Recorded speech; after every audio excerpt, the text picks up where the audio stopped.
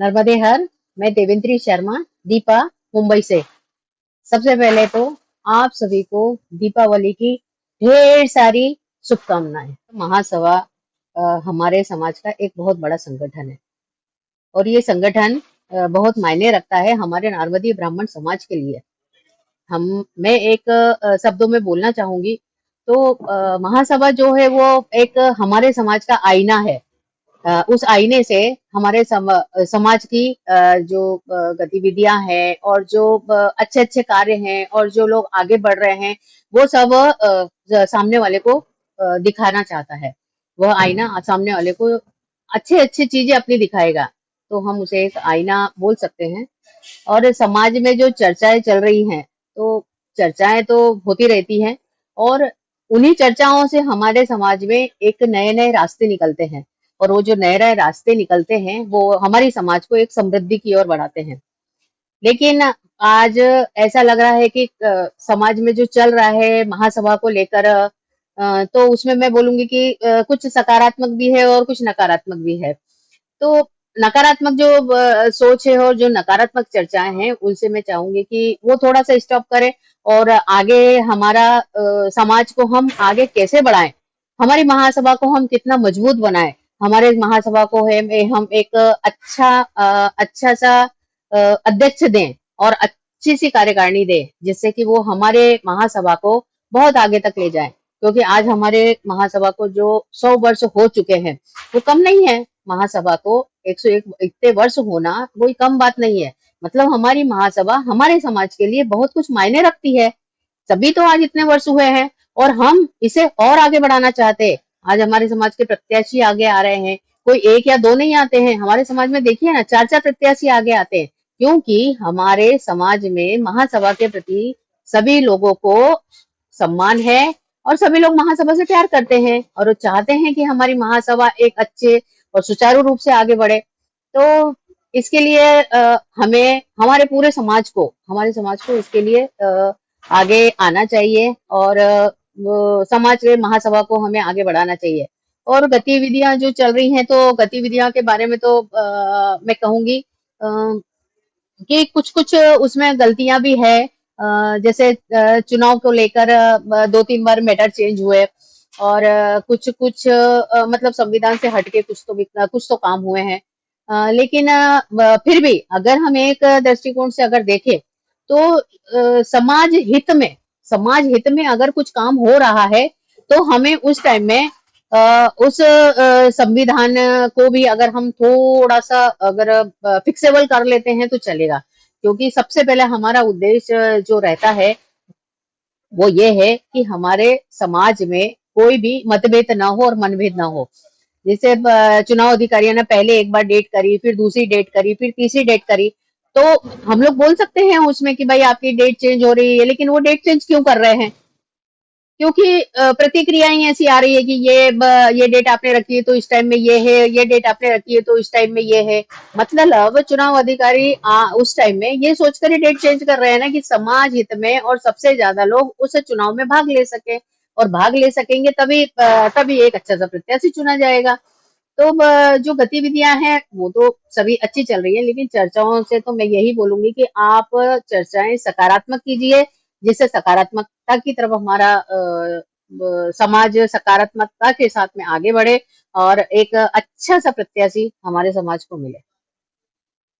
हमारा नेतृत्व, समाज का नेतृत्व, महासभा अध्यक्ष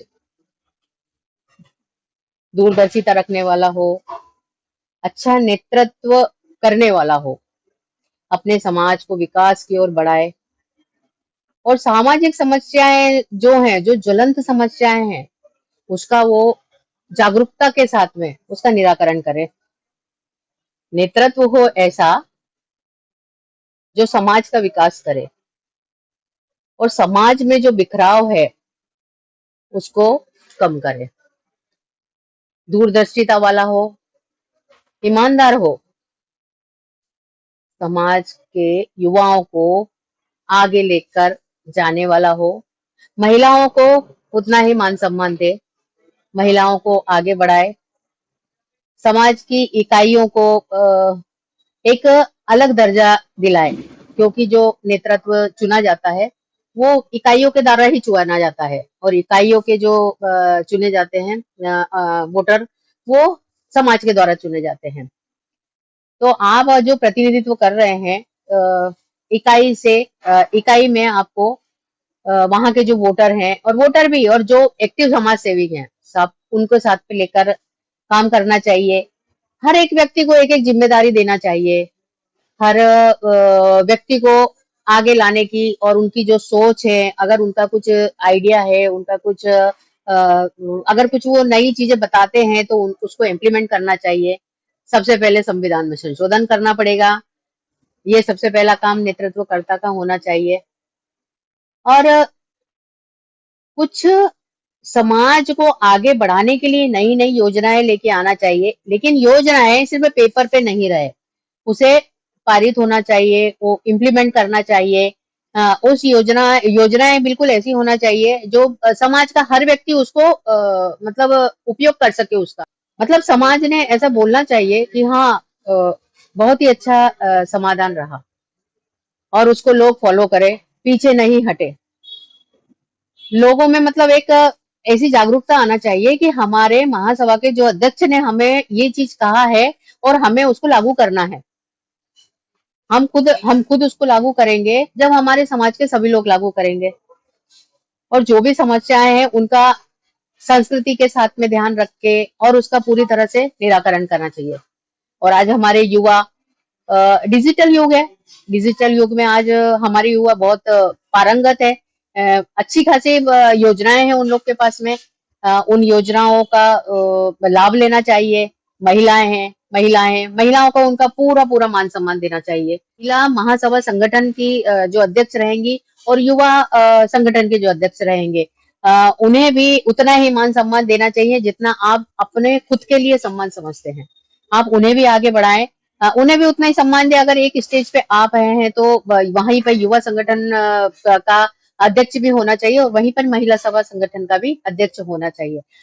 और आप अपने समाज में जो बिखराव आ रहा है, उस बिखराव को एक धागे में पिरोने की कोशिश करें, और हमारे नेतृत्वकर्ता को पूरी तरह से हर चीज का की जानकारी होना चाहिए। जैसे एनजीओ के बारे में उन्हें मालूम होना चाहिए, और उन्हें थोड़ा सा कानूनी जानकारी भी होना चाहिए, ताकि अगर कोई भी कानूनी विवाद होते हैं, कुछ होते हैं, तो वो मतलब वो समझ सके कि भाई इसमें क्या प्रॉब्लम है या क्या परेशानी है। और समाज के कार्यकर्ताओं का जो उत्तरदायित्व है वो समाज के लोगों को बताना चाहिए, और समाज के लोगों को आगे बढ़ाने में अपनी रूपरेखा बतानी चाहिए।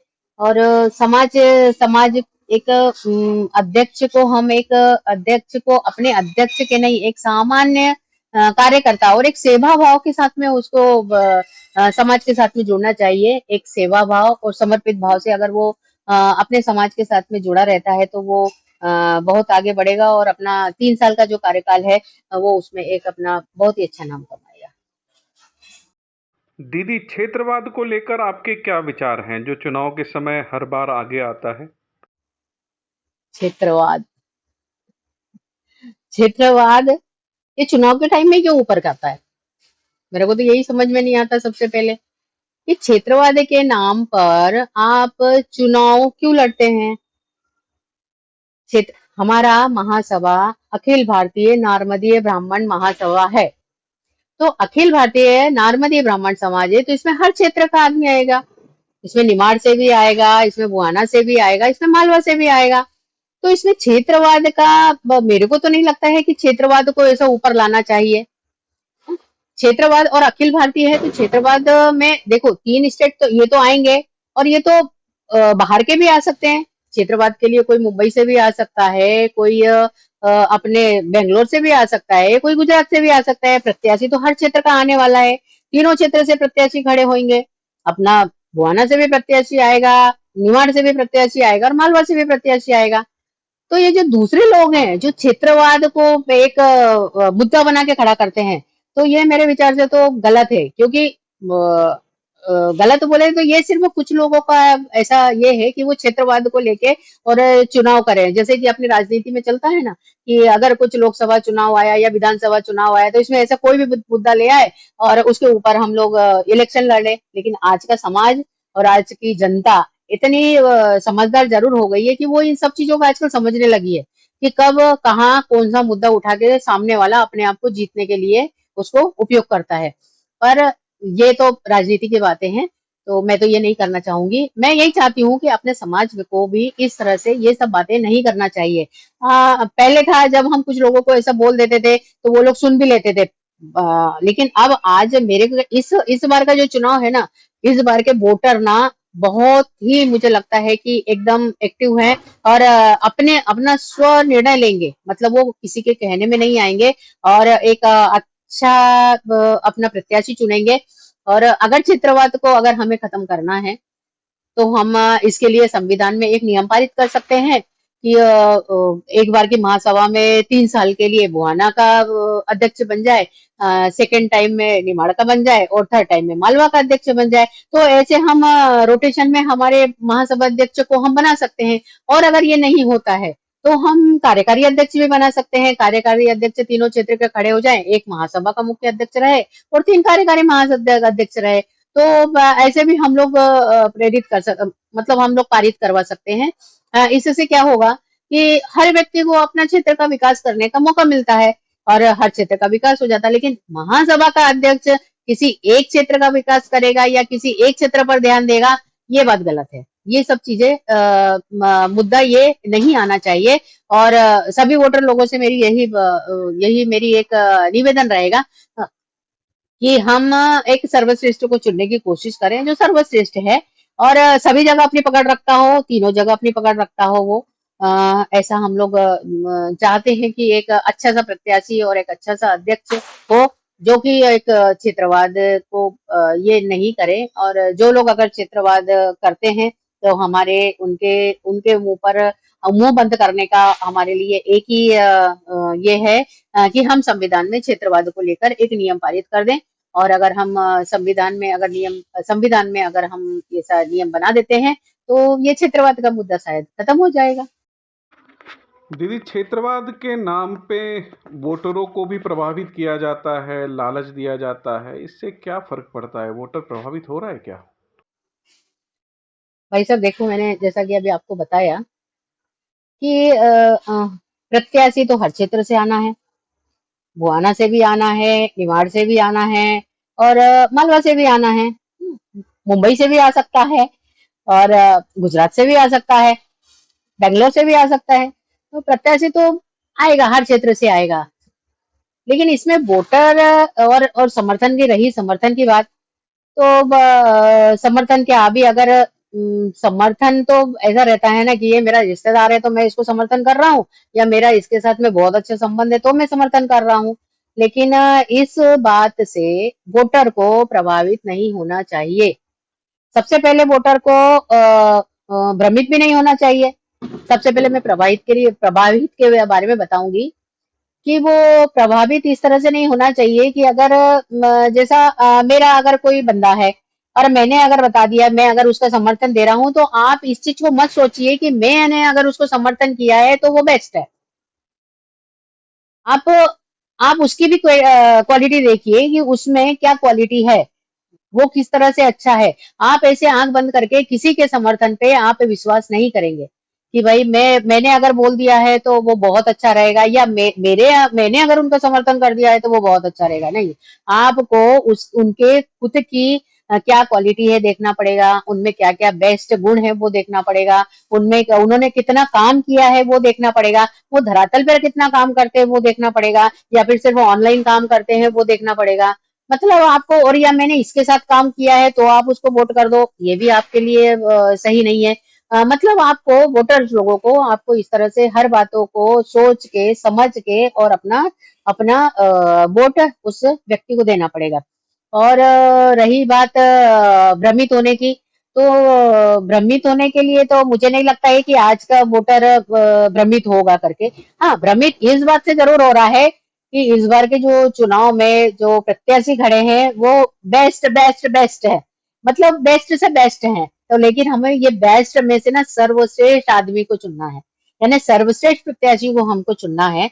और इस बार हमें भ्रमित हम वोटर, क्योंकि मैं भी एक वोटर ही हूँ, तो हम भ्रमित जरूर इस बात से हो रहे हैं कि अगर इतने सारे प्रत्याशी एक साथ में एक ही बार में अगर उतरते हैं तो हमें किसका चयन करना चाहिए, क्योंकि 48 इकाई है, 48 इकाई में से 4 वोटर है मुख्य इकाई के, तो ये 4 वोटर से आप अगर मल्टीप्लाई करते हो तो कितने लोगों को कितने वोट मिलेंगे। ये तो एक तरह से वोट बट रहे हैं ना, तो ये कोई जीत मायने नहीं रखेगी। जो आज इतने सारे प्रत्याशी खड़े हुए हैं और उनको अगर मैं बोल रही हूँ एक को अगर 20 वोट मिल रहे हैं, एक को अगर 25 वोट मिल रहे हैं, तो मुश्किल से जो सामने वाला जीतेगा वो मुश्किल से 1 या 2 वोट से जीतेगा बस। तो इस बात से जरूर वोटर यानी भ्रमित है कि बहुत सारे के प्रत्याशियों का खड़ा होना ये हमारे को थोड़ा सा भ्रम में डाल रहा है। तो हम ये चाहते हैं या तो 2 प्रत्याशी खड़े हो या 3 प्रत्याशी खड़े हो तो ज्यादा है। अभी इसके आगे भी मौका है ना खड़े होने के लिए, हम आगे भी खड़े हो सकते हैं, क्योंकि अभी भी पॉसिबल तो है नहीं कि सभी जीतने वाले, जीतना तो एक ही है, एक जीतेगा और जो दूसरा है ज्यादा से ज्यादा उसको कार्यकारी अध्यक्ष बना दिया जाएगा। हाँ, लेकिन इतने सारे सामने अगर आते हैं तो वोटर ना वाकई में थोड़ा सा कंफ्यूजन हो रहा है वोटर उसको कि इतने सारे लोगों में से वो किसको वोट करे। तो मेरा तो एक ही निवेदन है कि अगर मैं बोल तो नहीं सकती हूँ, लेकिन हाँ अगर 2 या 3 ही अगर प्रत्याशी अगर आते हैं ना तो वोटर भी बहुत अच्छी तरह से और समाज वाले भी उसको बहुत अच्छी तरह से सपोर्ट कर सकते हैं और हम उसको आगे बढ़ा सकते दीदी, बीते दिनों इकाइयों के जो चुनाव हुए, सारी इकाइयों में चुनाव हुए हैं, इसमें आपकी क्या राय है चुनाव प्रक्रिया और चुनाव अधिकारी के प्रति? हैं। सबसे पहले तो मैं अपने मुख्य चुनाव अधिकारी आदरणीय मनोज जी पाराशर और उनकी पूरी टीम को बहुत बहुत बधाई और धन्यवाद देती हूँ कि उन्होंने सारी इकाइयों में बहुत ही अच्छी तरह से ये अपना इलेक्शन संचालित किए हैं। बहुत ही अच्छी तरह से उन्होंने इलेक्शन चुनाव को कराए हैं। चुनाव अधिकारी जो हैं उन्हें अगर कहीं कोई इकाई में मुश्किल से 2 या 3 इकाइयां होंगी जहां पे अगर कुछ विवाद हुए हैं तो वो खुद स्वयं उन्होंने जाके वहां निराकरण किया है। क्योंकि ये अपन व्हाट्सएप पे जो अपना अखिल भारतीय विचार मंच है उस पे अपन देख ही रहे थे, पढ़ ही रहे थे कि कहाँ कहाँ क्या क्या विवाद हो रहे थे और उसका निराकरण किस तरह से हो रहा था। तो उन्होंने एक बहुत ही अच्छी यानी ये चुनाव अधिकारी की जो जिम्मेदारी ये बहुत बड़ी जिम्मेदारी है। उसे निभाना भी और बहुत ही बढ़िया मतलब बहुत ही कठिन काम है। और इसे हम जैसे लोग अगर हम बैठे बैठे सिर्फ उस बारे में सोचे भी ना तो भी हमारे लिए बहुत है, क्योंकि हमें सिर्फ एक इकाई का चुनाव कराने के लिए भी अगर जिम्मेदारी दी थी जैसे मुझे ही दिया था तो हम एक इकाई का जो चुनाव करा रहे थे उसी में ही हमें काफी सारी परेशानियों का सामना करना पड़ा था। तो आप सोचिए कि वो चुनाव अधिकारी को 48 इकाई में इलेक्शन कराना है तो उनको किस किस चीजों से गुजरना पड़ा होगा। मैं बोली आज आप हम अपनी बातें रखते हैं, लेकिन हम अगर सामने वाले की जगह अपने आप को वहां रखकर और कुछ बातें अगर रखे ना तो ज्यादा अच्छा होता है। हमें बोलने को तो कुछ नहीं है, हम तो है अपन तो बहुत कुछ बोल देते हैं। लेकिन हम अगर उस जगह अपने आप को रख के और हम अगर अपने आप को रख के और उस बारे में हम सोचे कि अगर ये काम हमें दिया होता तो हम कैसे करते। आगे चुनाव हालांकि चुनाव अधिकारी जो आप लोग के जो विचार आ रहे थे और जो बातें आ रही थे उनको वो ध्यान में रख के बहुत कुछ बदलाव कर रहे थे और बहुत कुछ अच्छा बेस्ट से बेस्ट समाज को देने की कोशिश कर रहे थे।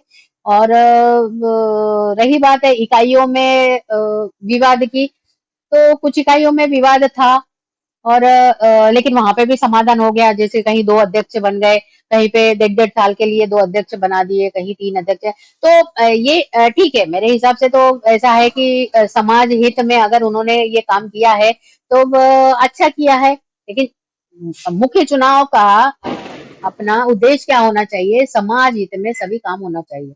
लेकिन मेरे को तो ओवरऑल सब अच्छा लगा कि हाँ भाई बराबर है, अच्छा हुआ है।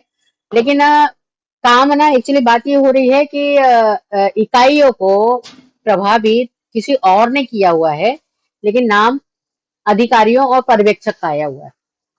जैसे कि अपना वोटर तैयार करना थोड़ा सा ज्यादा ही कड़वा रहेगा, लेकिन मैं सच में बता रही हूँ आपको भाई साहब कि जो लोगों को अपने वोटर्स तैयार करने के थे ना तो उसके लिए कई लोगों ने कोशिश करी।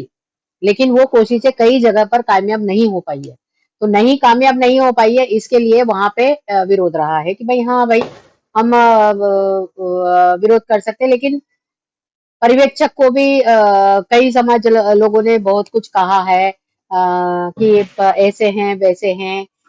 तो मुझे नहीं लगता है कि समाज के लोगों को पर्यवेक्षक को या चुनाव अधिकारी के बारे में इतना कुछ बोलना चाहिए। चुनाव एक इकाई का चुनाव है, आज मैं हूँ, कल आप हैं, परसों कोई और रहेगा। तो हमें सब मिलजुल कर ये चुनाव को एक अच्छे मोड़ पर लेके जाने का है और एक अच्छा सा चुनाव कराने का है। यही मेरा विचार है। दीदी, संविधान को लेकर जो चर्चा होती है, क्या समाज को वास्तव में संविधान सुधार की आवश्यकता है और कैसे हो सकती है? भाई साहब, संविधान तो सुधार होना ही चाहिए, क्योंकि सबसे पहले हमारा रजिस्टर्ड संविधान 1986 में बना। उसके बाद में फिर 2016 में बना और फिर उसके बाद में 2019 में बना। तो ये जो तीनों संविधान में थे, इसमें कुछ ना कुछ परिवर्तन जरूर हुए हैं। और इसमें परिवर्तन कैसे हुए कि मैं आपको एक मिनट बताती हूँ। अपने आदरणीय राजेश डोंगरे जी जिस समय अपना अध्यक्ष पद उन्होंने संभाला था, उन्होंने समाज में एक संविधान में एक नियम पारित किया था। वो था कि स्वागत समिति वोट नहीं डालेगी। तो ये बहुत अच्छा नियम था ये, कि स्वागत समिति वोट नहीं करेगी, ये बहुत अच्छा है। नहीं तो पहले 51 लोगों को जो एक साथ में 51 लोग आ जाते थे और वोटिंग करते थे, तो ये बहुत ही अच्छा निर्णय था। ऐसे संविधान में कुछ न कुछ अच्छे अच्छे निर्णय आते जाना चाहिए। और 2023 में अपने आदरणीय अमिताभ भाई ने भी संविधान में चेंज किया, सब कुछ किया। और वो शायद मांडव की आम सभा जो हुई थी उसमें वो पारित भी हुआ, लेकिन लागू नहीं हो पाया, क्योंकि संस्था का एक नियम रहता है कि अगर कोई भी संविधान रजिस्टर्ड है तो ही आप उसे महासभा में लागू कर सकते हैं, यानी किसी भी संस्था में लागू कर सकते हैं। मैं महासभा का ही नहीं कह रही हूँ, काफी संस्थाएं हैं, उसी का एक नियम रहता है कि आप उसको रजिस्टर्ड करेंगे जब भी लागू करेंगे। तो ऐसा ही जैसा अभी 2025 का संविधान का हुआ है, सेम संविधान 1995 का हुआ था। क्योंकि 1995 में भी जो संविधान आया था, उसे भी महासभा आम सभा में मतलब पारित तो हो गया था, लेकिन वो रजिस्टर्ड नहीं था। तो रजिस्टर्ड नहीं होने की वजह से वो अपने महासभा में लागू नहीं हुआ। और ये इस बार का संविधान भी सेम 2025 का भी यही हुआ है कि वो रजिस्टर्ड नहीं है, इसके लिए हम उस संविधान की कुछ भी वैल्यू नहीं रहेगी। तो अब अभी मेरे विचार से 2000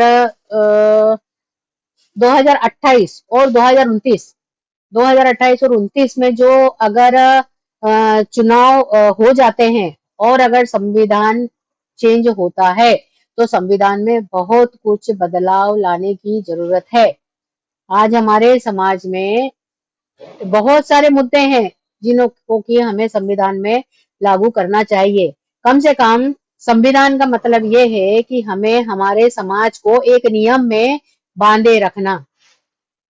समाज में काफी सारे लोग हैं, हमारी बहुत सारी जनता है, उसमें से हम बोलते हैं कि 100% नियम नहीं लागू करेंगे, लेकिन 25%, 30%, 50% तो लागू होंगे ना। हम उस सोच से संविधान के नियम लेकर आए। जैसे आजकल संबंध टूट रहे हैं, संबंध क्यों टूट रहे हैं? उसके लिए हमें कुछ नियम बनाना चाहिए, हमारे समाज में एक ऐसी समिति बनाना चाहिए, हमारे महासभा की एक समिति ऐसी हो जिसमें कि लोग कोर्ट में नहीं जाए, हमारे महासभा की समिति रहे और उसमें हम लोग अपना निर्णय ले। और निर्णय लेके और पैसा देना लेना जो हम बाहर दूसरे वकीलों को देते हैं, तो वो सब चीजें नहीं होगी। एक साधारण परिवार है, वो काफी परेशान हो जाता है इससे। तो ये वाली नहीं होना चाहिए। और दूसरा ये है कि समाज में आपकी सगाई हुई, उसके 1 महीने के बाद ही आपकी सगाई क्यों टूट जाती है? क्या कारण है? किस कारण से समाज की मतलब लड़कियां रिश्ते टूट रहे हैं या लड़कों के रिश्ते टूट रहे हैं, क्यों टूट रहे हैं? अगर कुछ कारण है तो रिश्ते टूटना ठीक है, वाजिब है। लेकिन हमें इसको भी एक नियम में बांधना चाहिए कि अगर समाज में ऐसा होता है, मेरे को मालूम है कि कई लोग इसके लिए बारे में बोलेंगे कि ये महासभा में नहीं होना चाहिए, ये तो सबके अपने अपने नियम है, अपने अपने। नहीं, ऐसा नहीं है। समाज को एक उसमें बांधना, नियम में बांधना जरूरी है। हर समाज ने अपने अपने कुछ नियम बना के रखे हैं जिसमें उन्होंने समाज को बांध के रखा है। आपने सुना ही होगा ना, हर समाज वाले बोलते हैं अरे नहीं हमारे समाज में तो ये नहीं चलता है, अगर हम ऐसा करते हैं तो हमारे वहां से हमारे को या तो ये दंड लगाया जाता है या फिर हमारे को समाज के प्रति यानी हमको उसका जवाब देना पड़ता है। तो ऐसे हमारे भी समाज को कुछ नियमों में बांधना बहुत जरूरी है। और नियम में अगर हम समाज को बांध देते हैं तो एक हमारे समाज में एक अच्छी और नई पहल होगी, जिससे कि हमारे बच्चे भी उस चीज से आगे बढ़ेंगे और बच्चों में भी थोड़ा सा समाज के प्रति थोड़ा सा डर बैठेगा। लड़कों में भी और लड़कियों में भी। आज लड़के भी बाहर जा रहे हैं, लड़कियां भी बाहर जा रहे हैं, बाहर जा रही हैं। लेकिन माँ बाप को ये नहीं रहता है ना कि लड़कियां बाहर जा रही है तो क्या कर रही हैं क्या नहीं कर रही हैं। आप उन्हें समाज से जोड़कर नहीं रख रहे हैं, आप उन्हें समाज के पास जाने को नहीं बोल रहे हैं। तो संविधान में मेरा ऐसा मानना है कि ऐसे नियम संविधान में बनाना चाहिए।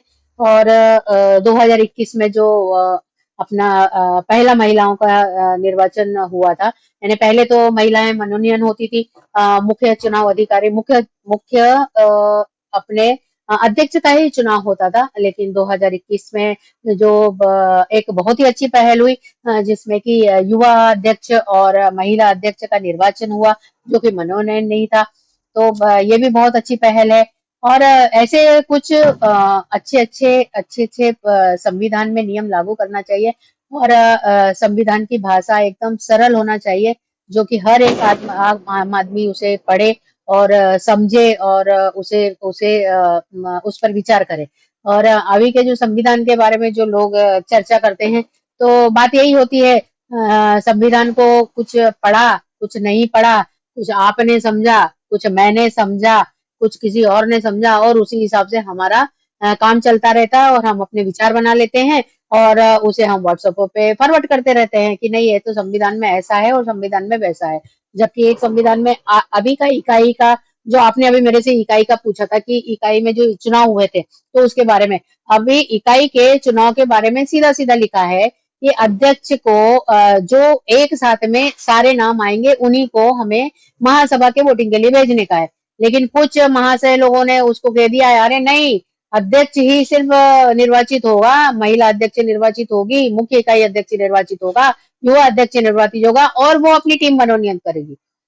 आप मनोनयन नहीं होता है उसमें उसमें इसीलिए मैसेज फॉरवर्ड किया जाता है और उसमें ऐसे ही लिखा हुआ है कि सारे के सारे जो है चार वोटर जो आते हैं, जिसमें कोषाध्यक्ष रहता है, सचिव रहता है और एक महिला प्रतिनिधि रहती है और एक अपना इकाई अध्यक्ष रहते हैं। ये चारों के चारों नाम एक साथ में आना चाहिए, एक सदस्य आना चाहिए।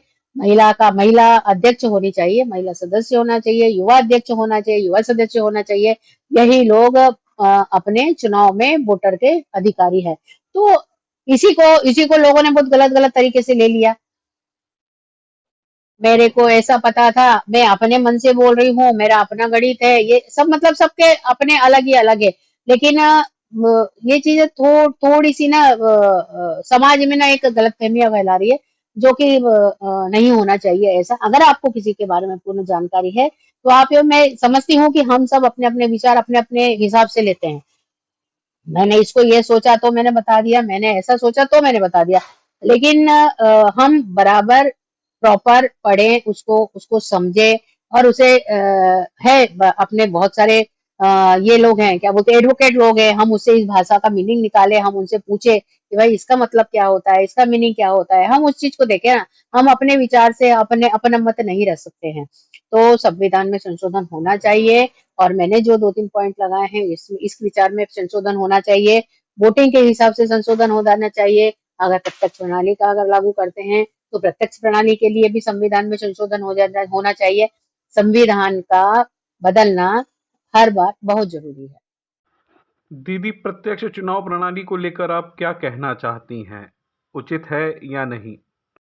प्रत्यक्ष चुनाव प्रणाली आ सकती है, लागू भी करना चाहिए। अगर हमें सभी समाज जनों को एक साथ जोड़ के रखना है तो हमें प्रत्यक्ष चुनाव प्रणाली लाना ही होगा। लेकिन अब क्वेश्चन ये आता है कि हम प्रत्यक्ष चुनाव प्रणाली को कैसे लागू करेंगे। क्या ऑनलाइन लागू करेंगे या इकाइयों के द्वारा करेंगे? हम प्रत्यक्ष चुनाव प्रणाली को अगर ऑनलाइन हम लागू करते हैं और अपना इतना सारा डाटा हम अगर कहीं पे सेव करते हैं, तो ये थोड़ा-सा हम लोग के लिए रिस्की हो जाता है। वैसे तो आजकल युवा बहुत इसकी जानकारी रखते हैं और वो इस चीज का भी ध्यान रखेंगे।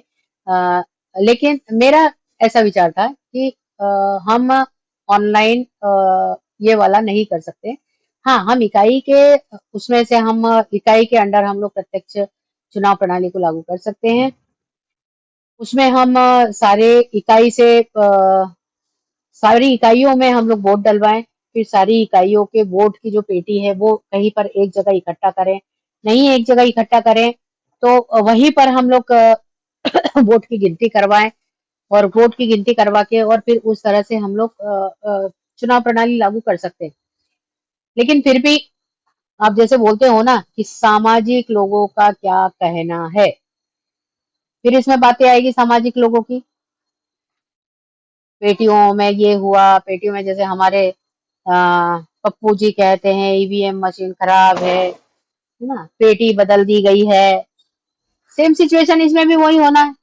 इसमें भी सभी लोग वही कहेंगे कि अरे नहीं अपने वाले थे उनको वोट डला दिया, या उसने ज्यादा वोट डाल दिया या उसने कम वोट डाल दिया। तो प्रत्यक्ष चुनाव प्रणाली को हमें एक नियम और बहुत सिंसियरता से लेकर हमें उसे लागू करवाना पड़ेगा, क्योंकि प्रत्यक्ष चुनाव प्रणाली के मैं भी समर्थन करती हूँ उसका। और सच में अगर हमें समाज को जोड़ना है और समाज को आगे बढ़ाना है तो प्रत्यक्ष चुनाव प्रणाली को हमें लागू करना चाहिए। लेकिन सबसे बड़ा क्वेश्चन ये है कि हमें उसे किस तरह से लागू करना पड़ेगा। ये सबसे बड़ा उसका मेन उसका रीजन यही है कि हम उसे किस तरह से लागू कर सकते हैं। सबके अलग अलग विचार हैं, उन विचारों में से एक बेस्ट विचार जो है वो हम लेके आए और हम चुनाव कराएं, क्योंकि एक ही जगह सारे समाज को इकट्ठा होना संभव नहीं है। एक ही जगह एक ही दिन सारा समाज पूरा इकट्ठा नहीं हो सकता है, पॉसिबल नहीं है। लेकिन बस वही रहेगा, ये क्षेत्र से ज्यादा आ गए तो हो गया, वो क्षेत्र से ज्यादा आ गए तो हो गया।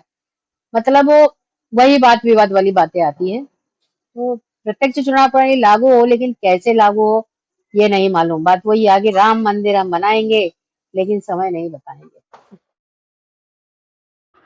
दीदी, समाज को अगर कोई संदेश देना चाहे भाई तो? साहब समाज के लिए एक मेरा संदेश ये है, सभी इकाइयों के वोटर से मेरा निवेदन है कि आप सर्वश्रेष्ठ को चुने, न ही किसी प्रलोभन में आए और न ही भ्रमित हो।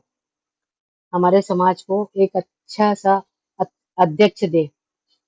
और जो समाज में और इकाइयों में जो ग्रुपबाजी चल रही है, एक पर्टिकुलर ग्रुप चल रहे हैं, तो मैं चाहती हूँ कि वो ग्रुप अगर सकारात्मकता की तरफ काम कर रहे हैं और सकारात्मकता से ही आगे बढ़ रहे हैं और कुछ समाज में अच्छा बदलाव लाना चाह रहे हैं, तो आप वो ग्रुप की आपकी सार्थकता है। वरना वो ग्रुप आपका किसी को नीचा दिखाने के लिए या किसी एक पर्टिकुलर आदमी को आगे बढ़ाने के लिए अगर आप इस ग्रुप का उपयोग कर रहे हैं, तो ये सब आप ग्रुपबाजी ना करें। क्योंकि अभी आजकल बहुत कुछ देखने को आ रहा है, हर जगह कुछ कुछ ग्रुप बने हुए हैं और हर जगह ग्रुप से कुछ चीजें होती है। तो वो ग्रुप को अगर आप अच्छी सोच में अगर उपयोग कर रहे हैं तो वो ग्रुप एक बहुत अच्छे मायने रखता है। अगर ऐसा नहीं है कि आप ग्रुप है और एक सामने एक व्यक्ति अकेला खड़ा है, तो वो अकेला खड़ा है तो वो सत्य है, क्योंकि सत्य हमेशा अकेला खड़ा रहता है और झूठ हमेशा ग्रुप के साथ में रहता है। ये हमेशा बातें आप ध्यान रखिए। कलयुग है, कलयुग में झूठ ज्यादा चलता है, सत्य बहुत कम चलता है। लेकिन सत्य पराजित हो जाता है, पराजित नहीं होता है, थोड़ा सा परेशान जरूर होता है। और समाज को मैं और एक संदेश देना चाहती हूँ। अ, एक अच्छा समाज भाईचारा और सम्मान पर बनता है, जहाँ हर व्यक्ति का सम्मान हो और सबको आगे बढ़ने का मौका मिले। समाज का कल्याण तभी होता है जब सभी सदस्य मिलकर एक दूसरे का साथ दे और अपने कार्यों और विचारों से सकारात्मक बदलाव लाने का प्रयास करे। और एक सबसे अच्छी बात मैं अपने अध्यक्ष के लिए और इन के लिए बोलना चाहती हूँ कि गलत हाथों में हीरा सिर्फ एक पत्थर कहलाएगा। गलत हाथों में हीरा सिर्फ एक पत्थर कहलाएगा, पर सही हाथों में गया पत्थर कुछ समय में हीरा बन जाएगा।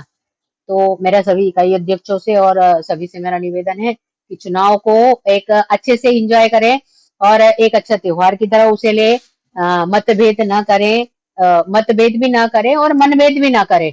मतभेद होगा चलेगा लेकिन मनभेद कभी नहीं होना चाहिए। निष्ठा हमेशा सत्य के प्रति रखनी चाहिए, संबंध के प्रति नहीं। इसी के साथ ही मैं हमारे महासभा के सभी प्रत्याशियों को मुख्य महासभा अध्यक्ष, महिला अध्यक्ष, महिला संगठन और युवा संगठन, आप सभी को बहुत बहुत शुभकामनाएं और बधाई देती हूँ कि आप हमारी महासभा को एक नई दिशा और नई दशा देंगे।